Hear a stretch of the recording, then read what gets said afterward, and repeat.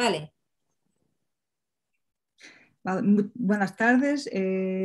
Ahora tendremos un panel con la participación de Jessica Falcone, que es investigadora en el Centro de Estudios sobre África y Desarrollo del Instituto Superior de Economía y Gestión de la Universidad de Lisboa. Es doctora en estudios ibéricos y viene investigando e impartiendo docencia con un enfoque en las literaturas y los cinemas africanos de lengua portuguesa.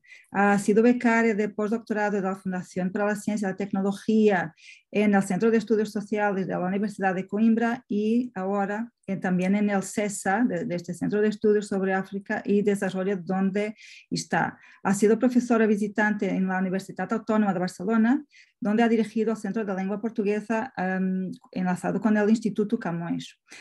Tiene participación en diversos proyectos de investigación y tiene muchas publicaciones en revistas internacionales, en especial en las áreas de estudios culturales y literaturas. Tiene su gran enfoque es el Océano Índico y Jessica es un referente de los estudios postcoloniales de las literaturas portuguesas, de las africanas en lengua portuguesa, en especial de Mozambique. Es una referencia para los que quieren estudiar Mozambique y su literatura. Gracias. Jessica, te avisarei com 5 minutos. Sim, muito obrigada, Ana Lúcia, por esta apresentação tão bonita. Sinto-me um pouco sozinha sem a minha companheira de sessão, mas pronto, vamos a isso na mesma. Eu vou partilhar umas imagens, a ver se consigo.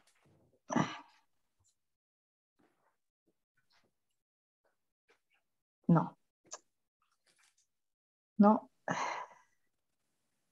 Desculpem. Ok. Já se vê? Sim. Desculpem, eu estou um pouco atrapalhada porque o computador não é meu. Então... Bom, fica assim. Eu vou falar deste tema das mulheres da Casa dos Estudantes do Império, que é um tema um pouco maldito, ou seja, que é um tema que recorre periodicamente nos estudos, sobretudo literários, mas que nunca se chega, digamos, a uma visão mais sistematizada, mais de conjunto, e nem tenho pretensões de chegar a este tipo de visão, mas continuo, não desisto da ideia de que se possa ter uma visão um pouco renovada, um pouco mais abrangente desta participação feminina na Casa dos Estudantes do Império.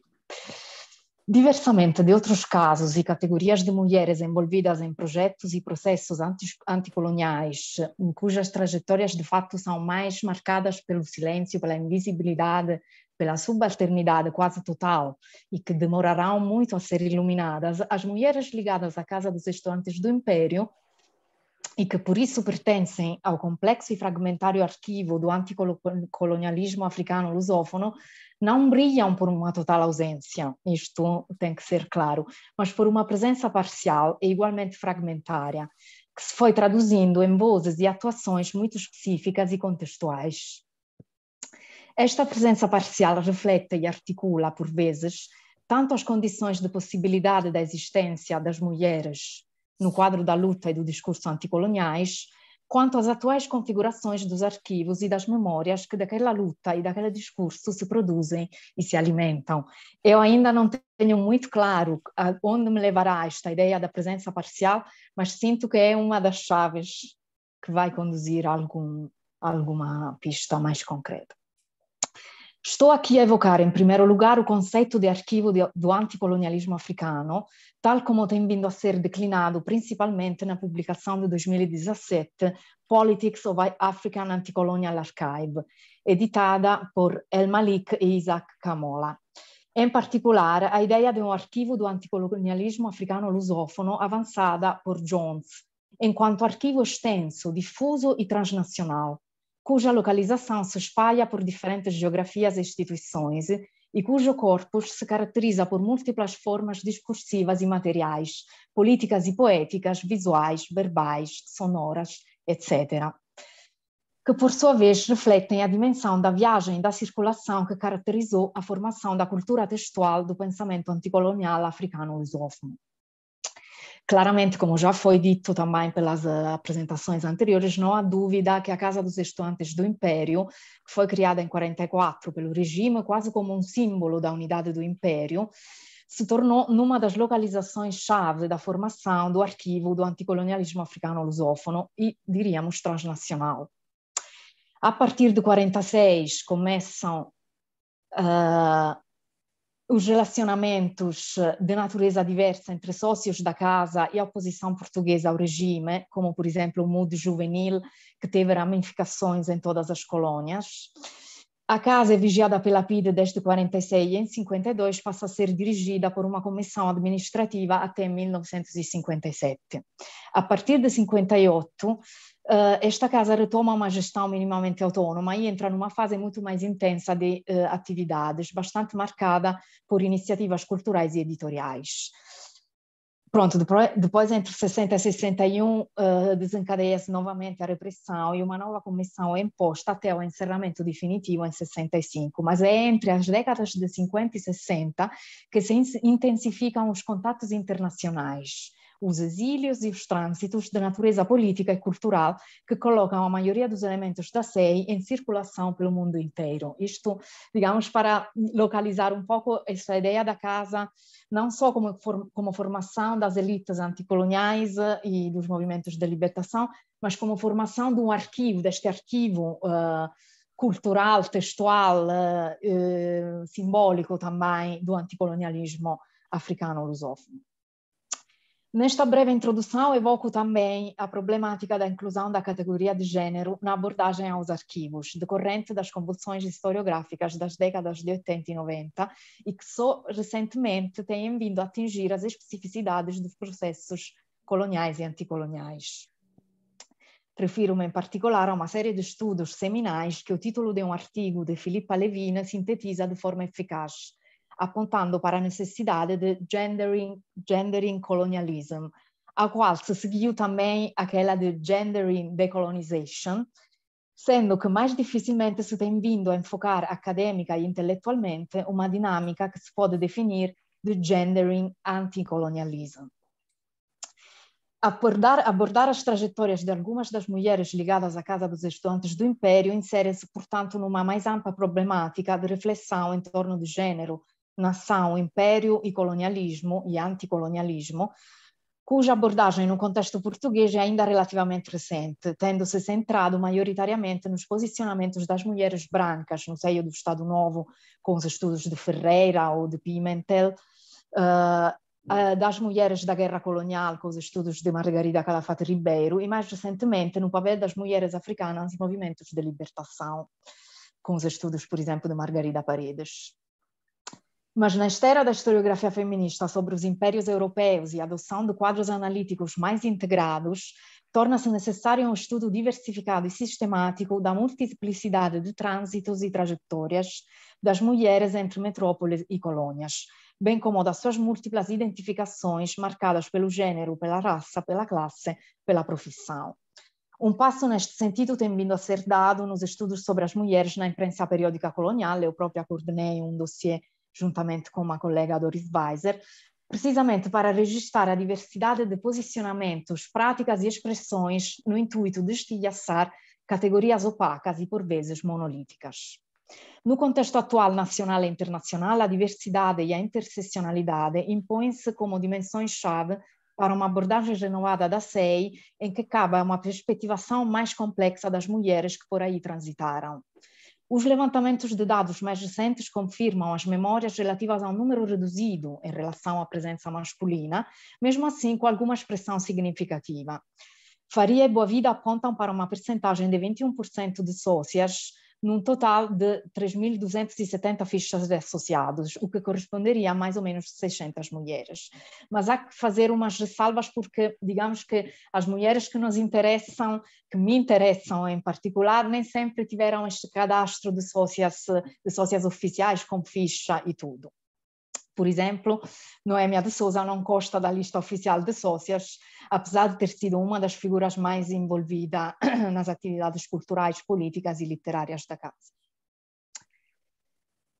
Apesar de ser hoje lembrada e canonizada principalmente como a mãe da literatura moçambicana, cristalizada, portanto, em fronteiras de uma memória cultural de cariz nacional e diria nacionalista, Noêmia de Souza é um caso emblemático das lacunas do arquivo do anticolonialismo africano lusófono, no que se refere às mulheres e ao gênero, menos por uma tradicional invisibilidade, o que dizia ao princípio, ou ausência, do que por uma parcial presença.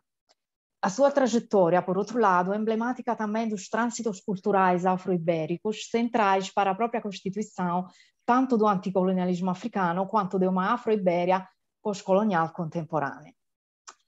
As fontes primárias, quase únicas para a reconstituição da trajetória pessoal, profissional e poética de Noêmia de Souza são as entrevistas dadas por ela própria em 84 e em 94 a Laban e a Patrick Chabal, e o processo da PIDE número 2756, que recolhe, digamos, um pouco toda a documentação do período em que ela foi vigiada em Portugal. Fontes adicionais são cartas de e para Noêmia de Souza, recolhidas nos arquivos da Fundação Mário Pinto de Andrade, na Fundação Mário Soares, desculpem, e o arquivo Chihueca de Lúcio Lara, ambos parcialmente disponibilizados online.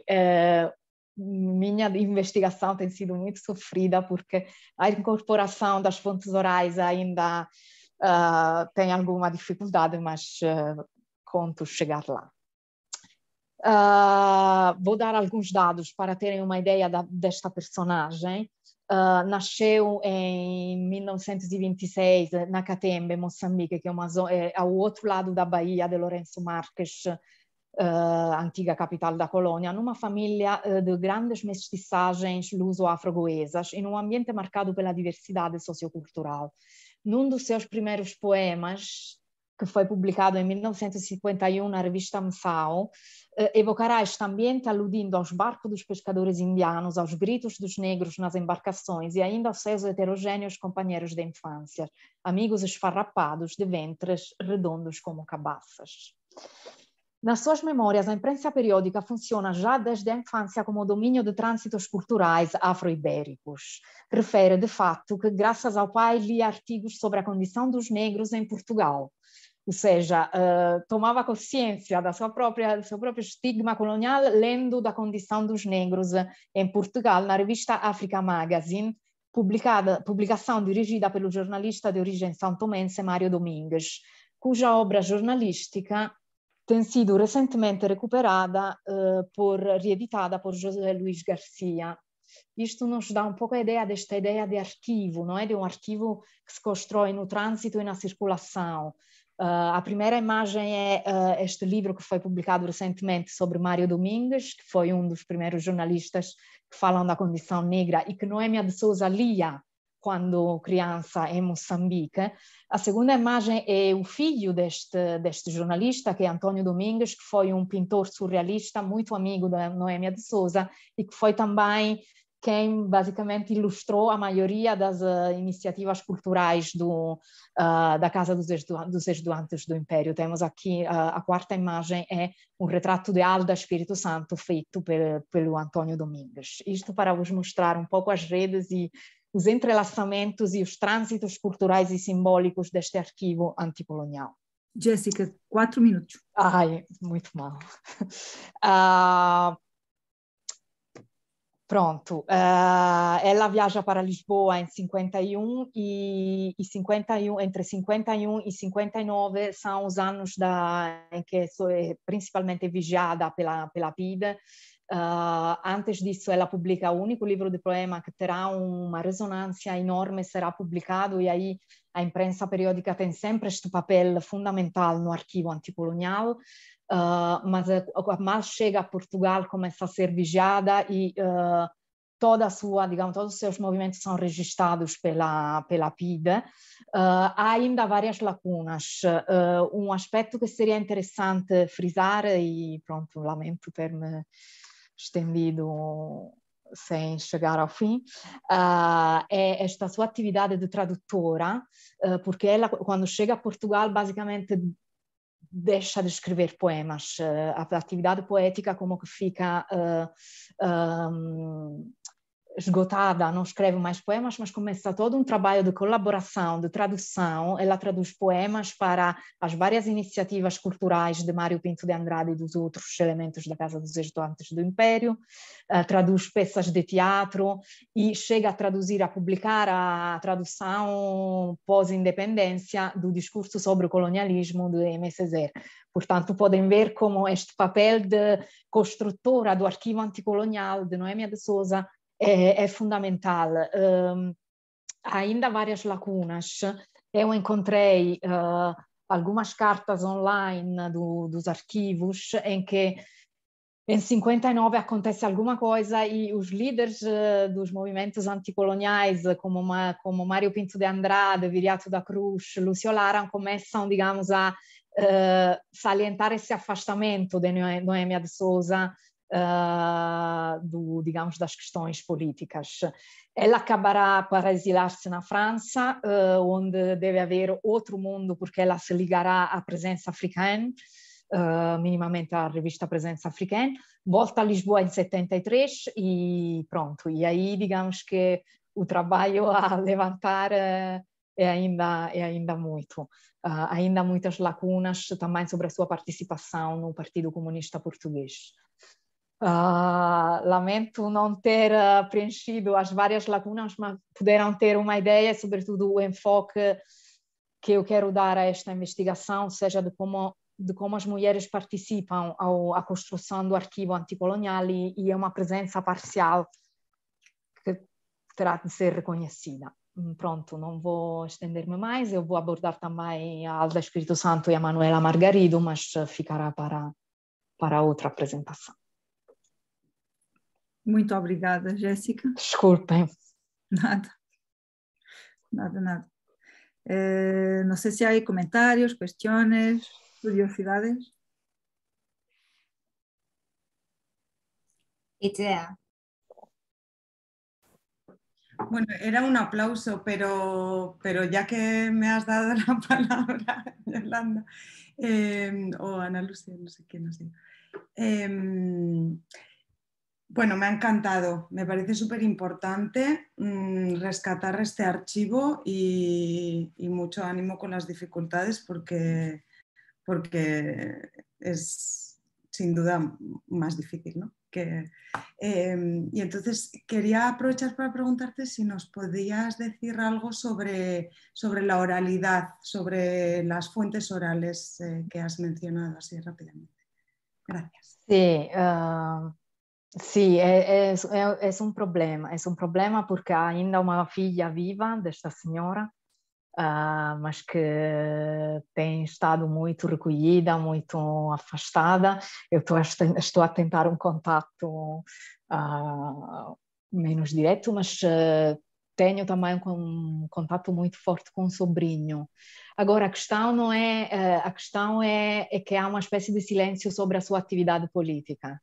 Não é tanto a questão pessoal, não é tanto reconstituir, digamos, os movimentos. Aliás, ela passou por Madrid. Este é outro trânsito afro-ibérico que eu gostaria de entender, que ela faz uma passagem por Madrid, não se percebe muito bem para fazer o quê. Isto seria interessante perceber, mas é sobre a atividade política que há um certo silêncio. E esta é a dificuldade que eu tenho, sobretudo. As fontes orais são este sobrinho, há algumas pessoas que conviveram com ela, mas não sei, parece que se consolidou uma versão oficial daquilo que ela fez e é muito difícil romper, mas que há de vez em quando elementos pontuais que nos dizem que ela fez mais daquilo que a versão oficial. Essa é um pouco a dificuldade, eu não sei se vou conseguir, confesso, mas é uma história que apaixona bastante. Yolanda? Até porque não lhe falta a projeção, Noêmia de Souza é mencionada em todo, não lhe falta a projeção, por isso falo de presença parcial. É que se calhar foi foi cristalizada como a poeta, a poetisa, e menos a parte política. E que é interessante, que é exatamente o contrário da Alda Espírito Santo, que é consolidada como uma figura política e desvalorizada como poeta. É muito interessante estas relações. Muy bien, sí, obrigada también. Me ha encantado, me encanta, me encanta. Me encanta, ya sé, Jessica, tengo ganas de abrazarte, ya esto es un rollo, pero bueno, mira, yo estaba pensando, porque yo cuando conseguí localizar y entablar relación con con la nieta de la Amelia Barlicon, es cuestión de insistir. O sea, yo creo que has de ir ahí mandando mensajes así cariñosos y tal, y alguna llamada de teléfono hasta que al final te cojan. Y después la otra cosa que me ha parecido muy inspirador tu presentación, muy inspiradora. Me recordaba cuando voy a la British Library, yo siempre alucino porque tienen unas exposiciones magníficas en el hall, siempre, siempre tienen exposiciones magníficas. Y recuerdo una que era a partir de entrevistas de radio que se había hecho a unas personas que habían llegado por barco a Londres y tal. Entonces yo ahora estaba pensando si hay algún recurso, hay algunas entrevistas que se pudieran localizar, que estuvieran en audio y que estuvieran grabadas en la radio. ¿Sabes lo que quiero decir? Igual que la BBC o bueno, diferentes países han recuperado sus materiales o los tienen guardados. Sí, quizás sería un recurso que te podría interesar a ti si existiera, que no lo sé, ¿eh? Es solo por dar una idea. Uhum. Não, aliás, ela até participou, mas mais em Moçambique, participou na rádio. Ela também trabalhou na agência Lusa, que não há... pronto, é como se tudo que é relevante já está, não é? O que foi decidido que é relevante já está. É por isso que a reflexão que fizeram antes sobre o pessoal, não é? Sobre essa dimensão pessoal, além da escritora, além da mãe, das letras moçambicanas, interessava-me realmente reconstituir também esses movimentos pessoais. Provavelmente a atividade política também é influenciada, o afastamento é influenciado pelo casamento, pelo exílio em Paris, por um sobrinho que vem, que vai a Lisboa viver com elas, enfim, há todo um mundo. Mas sim, isso da rádio, sim, ela até participou na Rádio Moçambique, na Rádio Clube Moçambique durante um período. Não, e depois quando falaste de ir a cemitérios, adorei a ideia. Nunca me tinha passado pela cabeça ir Es que uno tiene que hacer lo que toca. Yo me fui a las Corts, al cementerio de las Corts.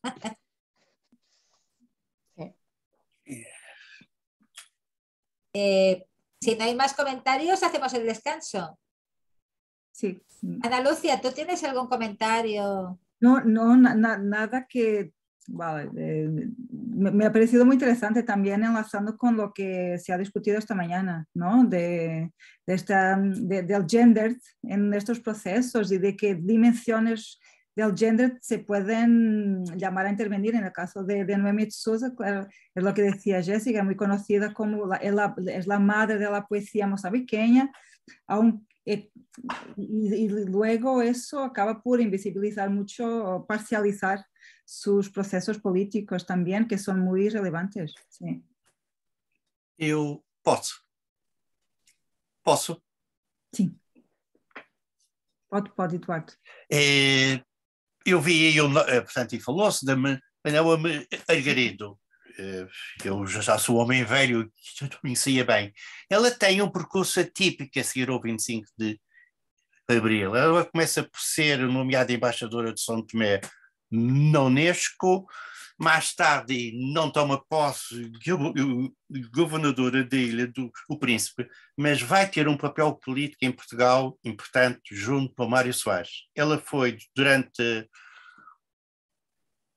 na quase totalidade dos mandatos, assessora do Mário Soares, ou se vocês quiserem, o Dr. Mário Soares, assessora no Soares, e estava encarregue de um dossiê importante, que é de restabelecer alguns contactos que se tinham perdido ao longo dos tempos com personalidades extremamente importantes da luta anticolonial. anticolonial, africanos. Eu lembro-me bem dos jantares que eu fui. Na altura era uma pessoa importante. Portanto, foi que o Veloso. Portanto, Manuel Margarido que estabeleceu estes pontos todas.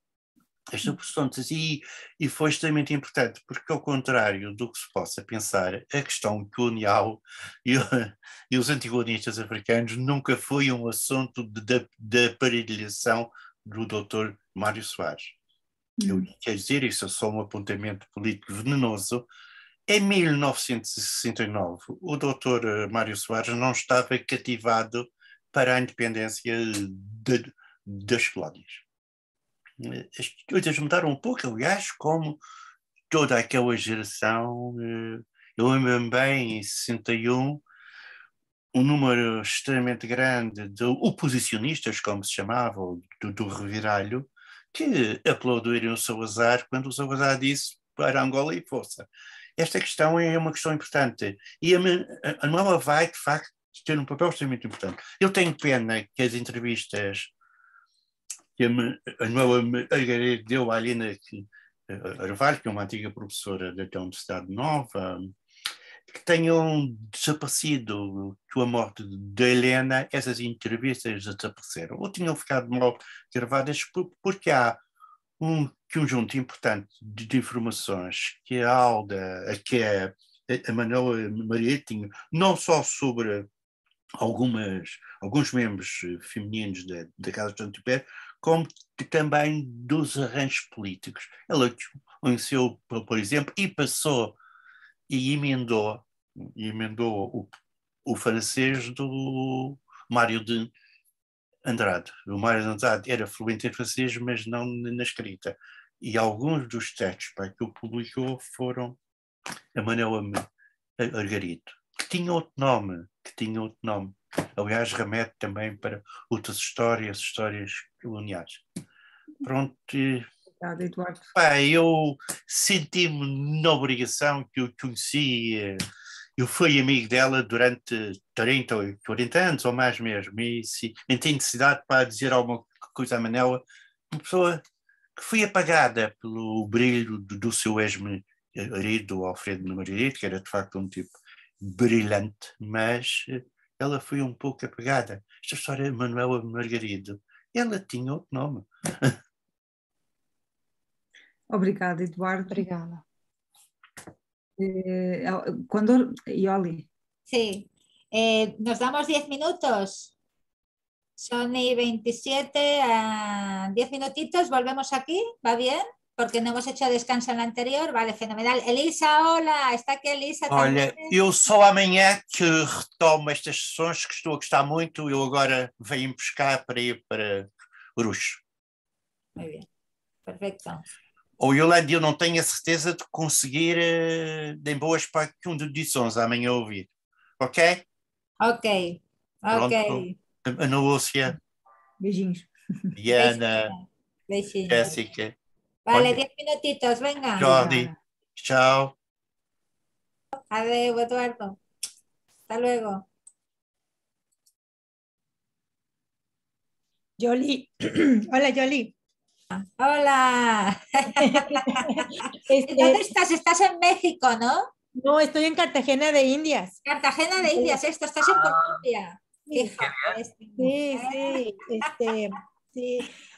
Disculpen que no haya llegado antes, lo que pasa es que estoy así como que entre una cosa y otra, pero aquí voy a estar el resto, que no queda mucho, pero bueno. Te mandé, Yoli, porque aquí en el hotel no está muy bien la conexión. Te mandé un PDF con mis diapositivas. Por si vale. Surge que se complica y no puedo compartir, no puedo tener el video. Sí. La cámara, pues, solamente con el micrófono, por si acaso surge eso. Sí. ¿Te parece bien? Te lo mandé. Por supuesto, estoy mirando dónde lo mandaste porque no lo mandé en una de las respuestas de Lucía, que es cuando se disculpaba. Vale. Sí, vale. No te lo vuelvo a mandar, no hay ningún problema. No, con lo que debe costar la conexión allí. No, la verdad es que no me la cobran, pero es que a veces Pues está bien. no te lo cogió, ¿eh? Llegó el mensaje sin ningún adjunto.